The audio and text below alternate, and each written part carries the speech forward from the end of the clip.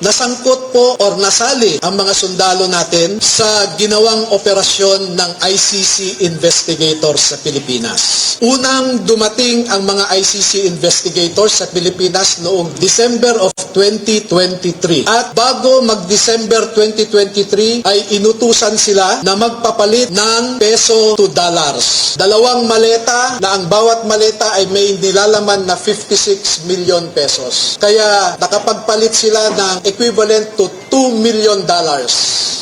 At ang sabi ng mga executive assistants ni Ginoong Saldico ay pinaghahandaan daw nila ang pagdating ng foreigners.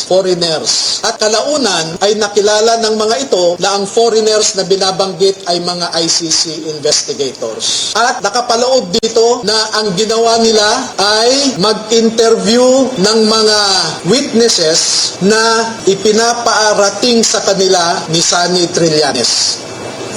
Wala silang ibang in-interview na mga witnesses, kundi ang mga tao lamang na pinapadala ni Sunny Trillanes. At ibinigay kay Sunny Trillanes ang pondo para sa pag-asikaso sa mga ICC investigators na ito. Kaya naman po, lahat ng sasakyan na ginamit, lahat ng hotel accommodations ay sinagot ni Saldico at saka ni Sunny Trillanes. Napansin din po nila na lahat ng mga pag-interview ng ICC investigators ay sa mga pribadong lugar.